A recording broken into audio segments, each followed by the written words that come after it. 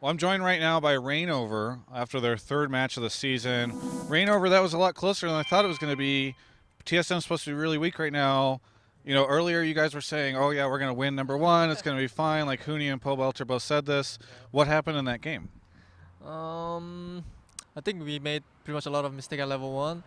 Uh, our we did a blind swap, and then our bot Dio should have stopped them doing their blue side camp, but they made to finish all three. So it was like pretty bad early game as a jungler, and then we try to swap back, and then like we make a few mistake during around top and jungle side. So the early game was super hard, and then they make some play around our bot, and then also we make bad decision there too. So like our early game was pretty bad. I think it was on TSM. I think TSM could have win if they don't make mistake. Yeah. But after that, we try to like get ourselves mentally solid, and then we just say wait until they make mistake, and then TSM finally make a mistake, and then I think that's why we win the game. So was this kind of a humbling experience for you guys? Because last week, like I said, you know, I felt like talking, especially to Hooney afterwards. There was just so much confidence. Like, yeah, we're so much better. All the other, like a lot of players on other teams are saying, like, well, Morals is so much better. But you guys looked a little bit, you know, weak there.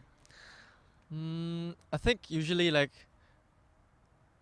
when a team like looks weaker, like I think it's coming from like the thing that you have mindset that you have to not make mistake. So no one is like pretty much making plays when you're behind. So I think the fact that we have to make no mistake and then try to like uh, come back when we're behind. I think that's the reason that the teams pretty much look like weak when you're behind. Yeah. So I think that's why. So now you've been here for just about 2 weeks. What are the differences between being in the EULCS and the NALCS? Um, being playing at EULCS and NSS. I think most difference is the time. I think I prefer playing early than playing at night because sometimes at EU, if we're fifth game and then if the games are long, then like we are going home at like after 12 o'clock. Yeah. So here I just prefer way better playing it early. And I think I like doing fan mid outside of the stage, like outside here. I think it's Yeah. pretty cool. And I think other side of that is pretty much the same. Do you feel like there's any differences between kind of the NALCS culture and attitude and all the different players? Like I've heard that EULCS players go out more often and hang out with other teams, and there's kind of like little parties after LCS, and like that doesn't really exist in NALCS. Do you feel like there's any difference? Um, when I was at Fnatic, no one in our team were like like going out after LCS. Like even though we do 2-0 or even though we do 18-0, like we just everyone just come to the house and then we just like chill ourselves. So I actually didn't even know that EU LCS players are like going out after LCS, Oh, yeah. because I heard it here. So Yeah. I don't really know. And then even at NA, we're not really doing something else after LCS. So I think it's just pretty much the same for me. By the way, have you tried the boba truck over there? Yeah, Yeah. of course. This one? Yes. Yeah, it's Yeah. really good. It's I really love good. it. They gave me it for free, and I told them I'd bring it up in the interview. So now I've done that. It's really good. I think it's like a mother and son, I think, and the son knew who I was, and so I think he's like an LCS fan. So that's why I got the boba for free. You should try to get free boba. Yeah, yeah. Oh, okay. Yeah. It's a good deal. You know, just plugging Phantom Food Truck, currently located outside of the NALCS. What happens for you on Immortals? How does the team work? Because we were talking a little bit about this beforehand. I asked you if you guys go out, and because a lot of the NA players just don't, like, they go and their whole thing is like, we stay at home, we go out for food, we go to LCS, we go back home. Like, they never go out and do anything. What is it like for the Immortals side of things? Um, basically, our food at our gaming house is extremely great. So we don't really have to go out to get a good food. Yeah. So like we go out to eat a good food sometimes, but like I think our like team like want us to like be outside of the game for like one day in like 1 or 2 weeks. So like there's like team day, team out day. I don't know what to say, but like we go do like I don't know escape rooms or Yeah. like just this kind of things. Like I think we're just gonna keep doing that. An escape room. For those that don't know what an escape room is, can you describe what an escape room is like? Mm, it's like you go to like I don't know how to explain. Like you have to you go in the room Yeah. and then you have to like solve the things. Like a puzzle. Yeah, solve the puzzles, and then you have to try to get out of that room in like 1 hour. Yeah. So So basically, in the escape room, they lock your whole team in, yeah. and then you guys all have to work together to figure out how to get out.